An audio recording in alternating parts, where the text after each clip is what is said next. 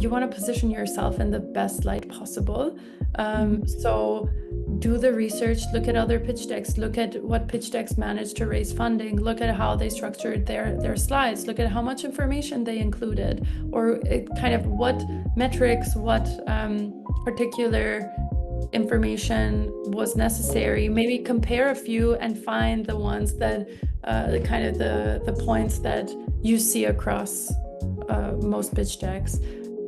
Hi, everyone, and thank you for joining us for Features with Hello Advisor. This is a special content series where we're bringing founders and individuals that work in the startup world to share their stories and to hear from their experiences. Now, today we are joined by Monika Rodiqi from Express Ventures. Monika is an investment analyst with Express, and she focuses on spotting the next investment opportunities and bringing them up to an investment decision. Well, thank you for joining us. Thank you for having me, Alexis. Yeah, how are you? Doing well today. Great. I know we've got some of that golden glow lighting going on, which looks amazing. But yeah, we're so excited to have you join us and to speak from your experience, especially from the VC side of things. So yeah, to kick us off, how about you introduce yourself? Tell us a little bit about your background. I know you have a deep fascination for startups and entrepreneurship, so go ahead and just tell us all about that. Yes, for sure. Mhm. So I am originally from Kosovo, a new country relative to other countries. Kosovo became a country when I was 10, and I think ever since then I was very focused on creating positive impact somehow. And at some point, I realized you can create impact through businesses as well, and through startups and through entrepreneurship. So that's, I would say, where my fascination started. I was already fascinated with creating change and creating things from scratch. And then I learned you can do this through business. That happened mostly at the college I went to in the US, Babson College, which is very focused on entrepreneurship and social impact as well. So um, I started out there and eventually learned more about tech. I was super curious to learn how to build things. So I was doing a couple of internships at TripAdvisor and TED conferences. And I wasn't on the building side or the product side, but I realized that I want to be on that side. So after graduating, I moved to San Francisco and I joined a startup called Bot Society, which was a this was before ChatGPT, before LLM. So we were Mhm. a chatbot and voice assistant design tool. And it eventually got acquired by Google, but I joined them as a product manager. So I was the first product hire working with the CEO. And this, at the time, the company had finished 500 startups. So we were also sitting in the 500 startups office in San Francisco. And for me, it was really, really exciting. Um, then COVID happened. Eventually, Um, I moved to Berlin, and then here I was also working as a product manager and senior product manager in health tech and e-commerce. And throughout this journey, I would say I started becoming more and more interested on the business side. After feeling like, yes, I can build things, I can work with developers, with designers. I have created a good enough understanding of product management and stakeholder management as well, things needed to move things along. I was very curious about venture capital, and as of October of last year, I now work in VC. that's amazing. And congratulations. It's really cool how your startup experiences and your personal interests have sort of led you to this space. And yeah, and you've made it. So we definitely want to talk about how that's been going so far. But I kind of want to go back to your experience working at your first startup or a couple of the startups that you've been a part of. Um, what did those experiences sort of teach you about what it takes to build a startup, what it feels like to be maybe not the founder, but working with a founder. Um, and how did this sort of help you when you entered the investment side of things, and what sort of perspective did it give you? Yeah, for sure.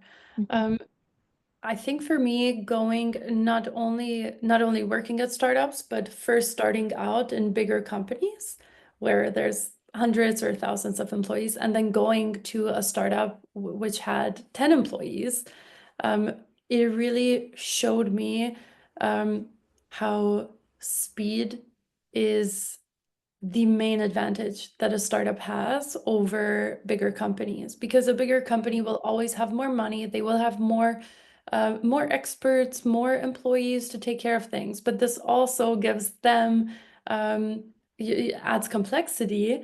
And for a startup, I think agility is really the main advantage you have. So I learned to make it count, like take advantage of not having processes, not having silos, just do things and, you know, find a way to get things done. If you need to call up a customer, if you need to um, hack something together quickly. So I really enjoyed that part.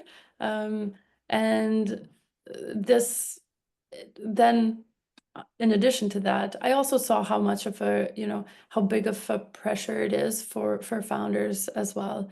So working directly with the CEOs of the companies and CTOs, they're trying to build a team, keep a good culture, see what the next opportunities, where the industry is going. So I think that it's a lot on their shoulders.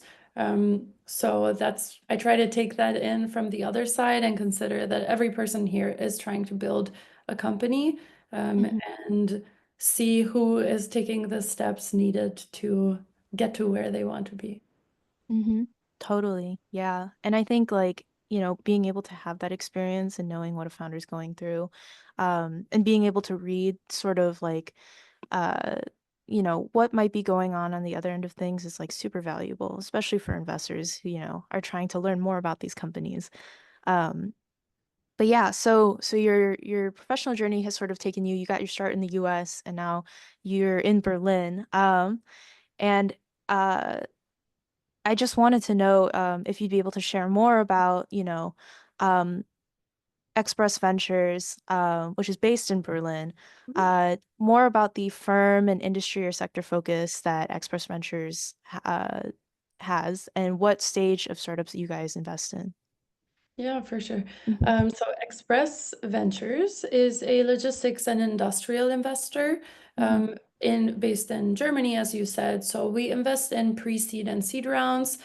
We have a relatively small ticket, around 100 to 500K, Mhm. but we are a corporate VC. So we are the earliest stage corporate VC of Fiege Logistics. Fiege is a German company that is over 100 years old.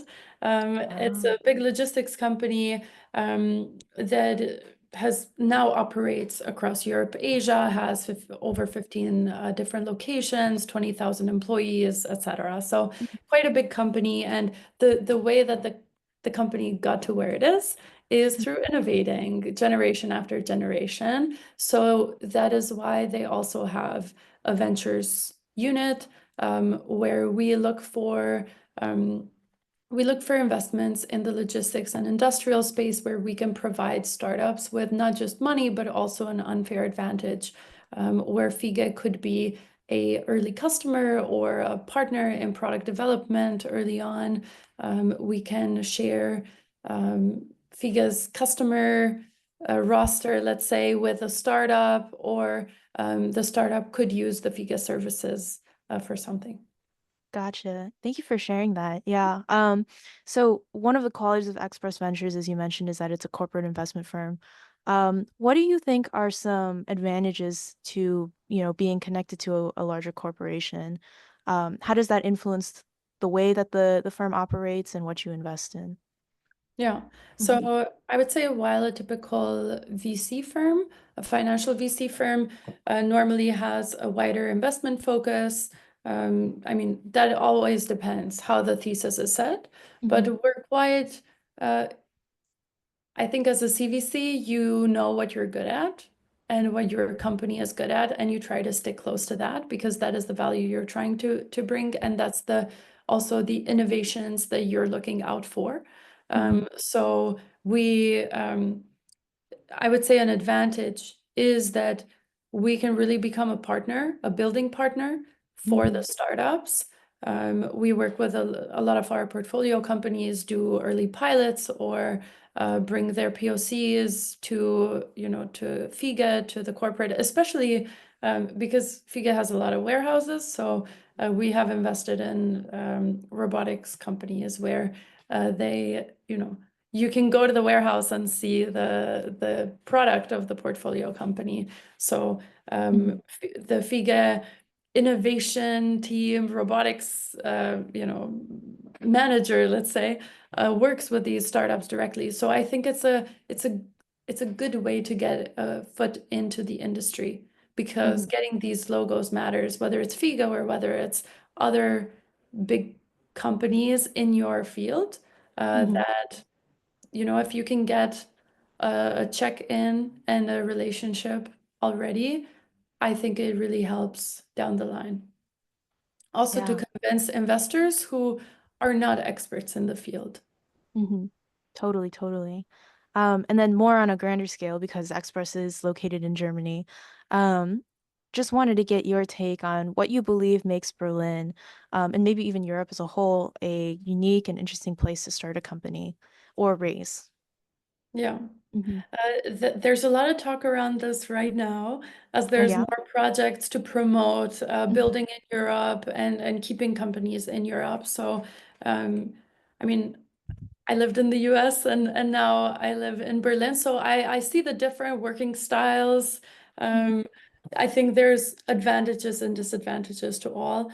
I would say what makes Berlin and let's say Germany a good place to build is um, one, there is a lot of talent. The education is quite good, especially for engineering, especially for more technical or kind of science related topics.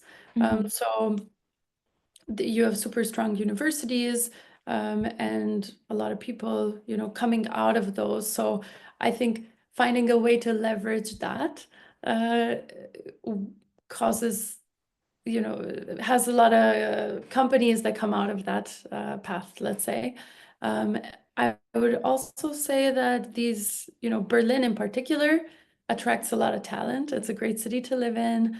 A lot of people want to move here for work. So if there's, and then we've also had a couple of success stories or more than a couple of big, tech company success stories. And we know that typically these companies, once they get really big, become unicorns or decacorns or go public or, get acquired, the employees will reinvest that money into the ecosystem. So yeah, I would say, Berlin in comparison to London or New York or SF or even Singapore, Hmm. maybe is smaller, but don't write us off. Oh yeah, definitely. Definitely don't underestimate the resources that are there, especially, because it's not necessarily that they're not there. Sometimes people are just not aware of what exists at the local ecosystem. But yeah, thank you for sharing about Berlin. We'll definitely keep an eye on you guys moving forward. Mhm. But yeah, so we have a lot of founders that listen or will be listening to this recording. And there are always questions about how can I secure VC funding? What are better ways to communicate and pitch to investors? So I definitely wanted to hear from your experience working as an investment analyst, some things that you've observed just after reviewing and working uh, at Express, and maybe we can start to answer some of these questions that founders have. Um, so when it comes to fundraising and investment, what are the three most important things that you look for before investing in a company, and why are these things so important to you? Hmm. I would start with an easy one, and because that's super important and it's alignment with our thesis. Mm-hmm. So as I mentioned at Express in particular, we invest in logistics and industrial, which is a very specific field. Mm-hmm. So I think, as a founder, try to find the funds that are specific to what you're building, and then you also have funds that are more agnostic, but don't go don't go pitch to an investor that doesn't do that at all, or Hmm. keep trying to get in touch with an investor. Um, yeah, that would be the first. I think Hmm. it shows to me that a founder is doing their homework. Um, and then the second one, I would say, of course, strong founders. So we invested pre-seed, super early stages. So the founders are the people that will take the company forward. In Hmm. the end, the product can change, the business model can change, everything can change. But if the founders if the founders change, then it's a significantly different company. I would say Hmm. the founders have to be really strong and do your best to position yourself in the best light possible. So showcase things that communicate you have done difficult things before, you have followed through before, you have the ambition, you have grit. Try to show this however you can. So that's number two. Hmm. And then number three, of course, if you are trying to raise from VC funds, show that you are targeting a big enough market, and that you will be able to take a strong enough market share.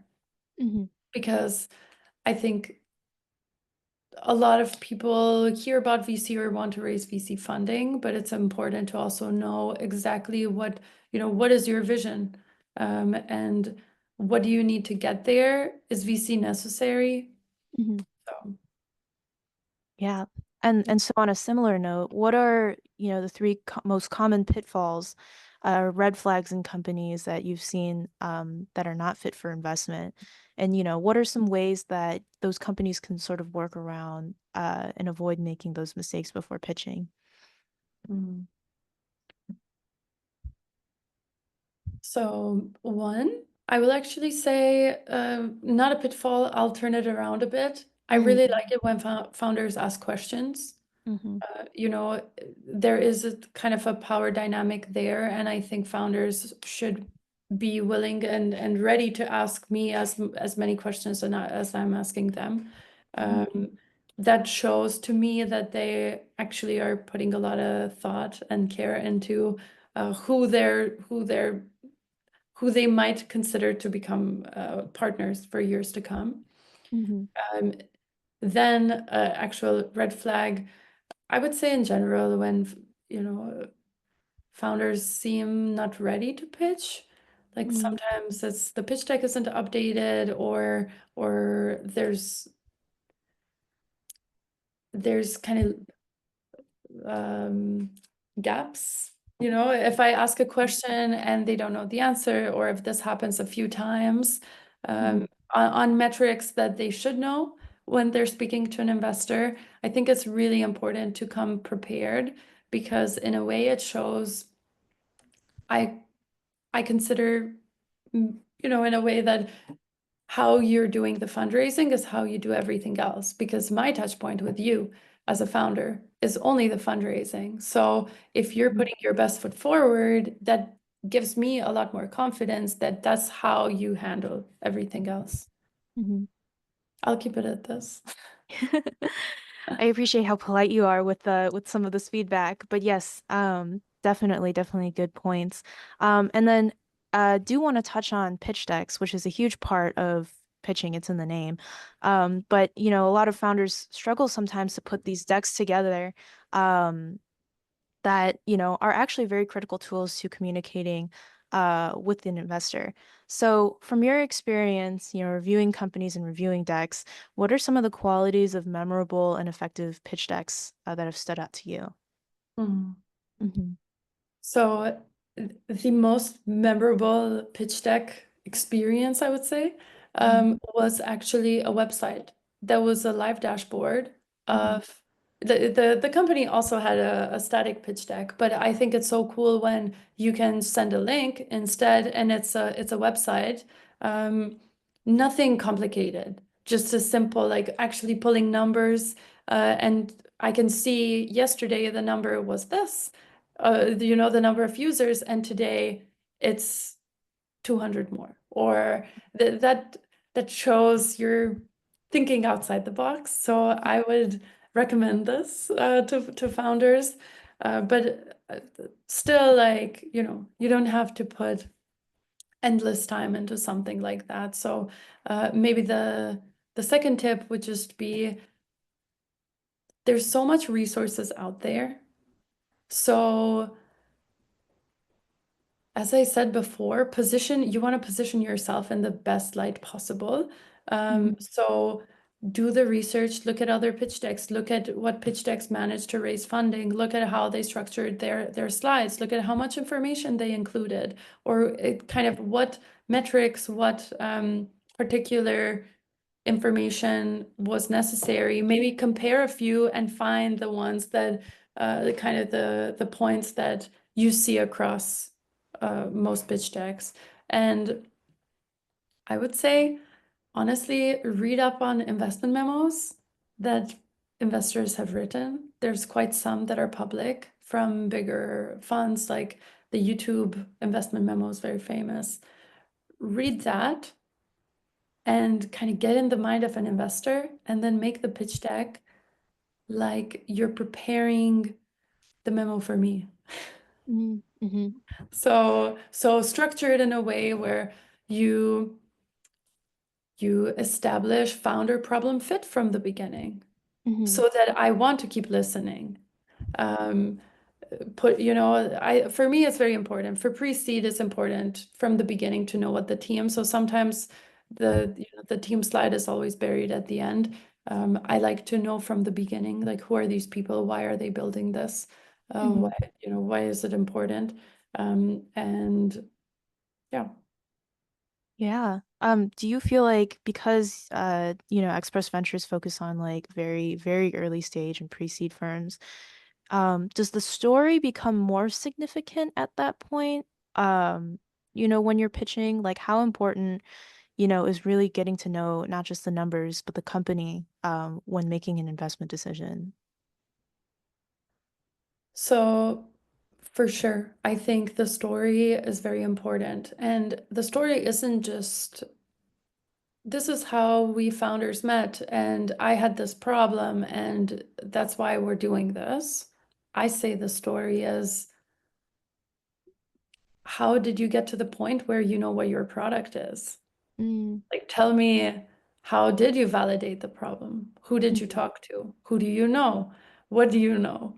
mhm, And like, what can you create with that? So try to put the whole pitch in a story, because it's true. I mean, it's always good if a company already has users or customers, revenue, but putting that into the story rather than focusing on just dry, like, this is the team, this is the mhm, problem, this is the solution, this is our technology.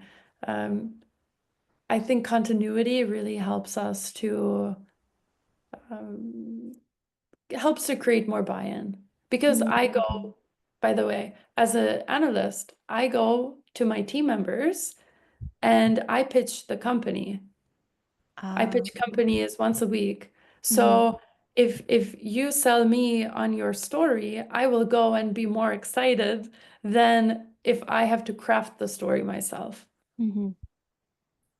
Totally. Yeah, and that's a very interesting or important part, I guess, to keep in mind is that, you are also responsible for relaying all this information when you're making that final decision. So founders need to keep in mind that it's not just, what they say, it's the clarity of what they, how they present it, how they weave in all aspects of a company. That's super interesting. So thank you for sharing that. So we are nearing the end of our time together, Monika, but it was really a pleasure to talk. I just have a couple last questions for you, to sort of tie up our conversation and then also open it up to a couple broader topics in the world of VC.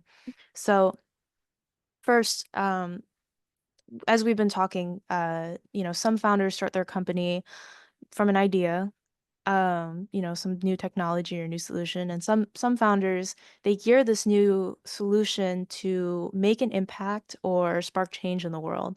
Um, do you believe that VCs also have the same ability to make social impact, And likewise, do you think they have a responsibility to do that in the startup world?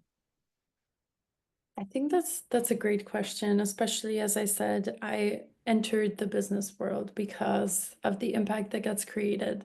So Mm-hmm. I think about this a lot, and I believe VCs definitely have the ability to make social impact through their investments. Mm-hmm. But about responsibility, I think it's important to just consider VC as an asset class, it's an investment, you know. So I would say there the structure of VC is so that you are taking money from your limited partners and you want to return that money, and you don't want to return it once or 2x. Mm-hmm. We're aiming for very, very high returns.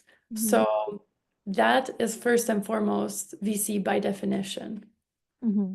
And beyond that, if there are businesses that fit the impact category that can produce returns like that, that's I think that's super exciting.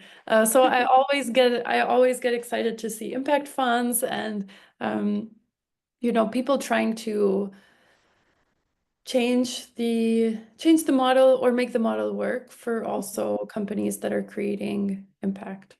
Mm-hmm. Yeah, totally. And then, so I guess narrowing the focus then more on Express Ventures, which, like you mentioned, focuses on specifically logistics and industrial tech. What sort of trends are you observing in that industry that analysts, that investors should keep an eye on over the next couple of years? And how do you think those trends will, either fuel or are already starting to make waves in the space? Hmm. Yeah. Funny you mentioned fuel Ooh. because fuel is something I've been researching for the Mm-hmm. last weeks.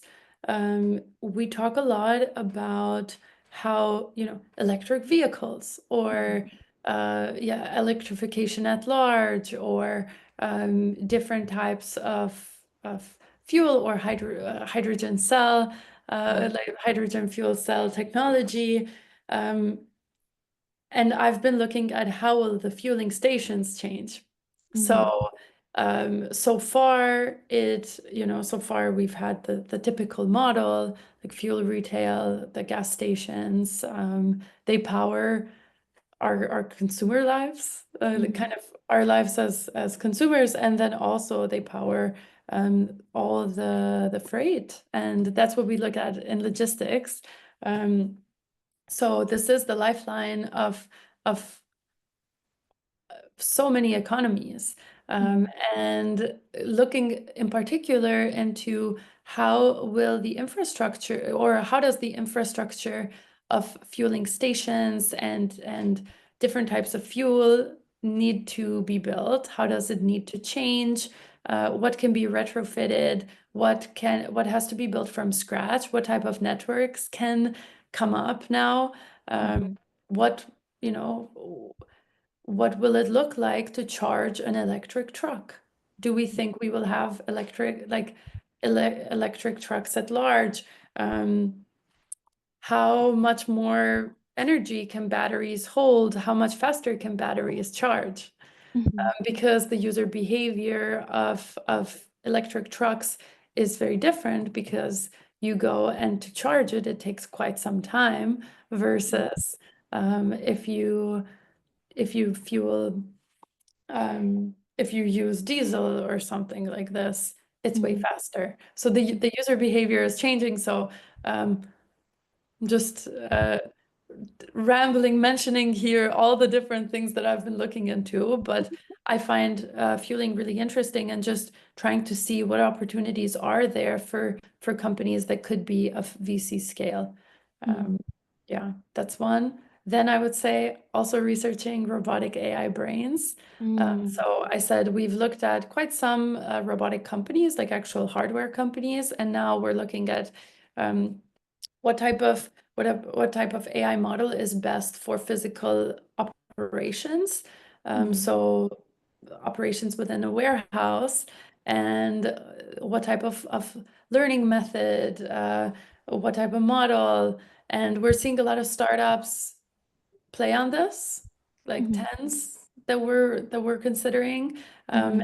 And everyone has a slightly different model. So currently just diving into the technology of yeah, how does AI have to how is AI best built for the physical world?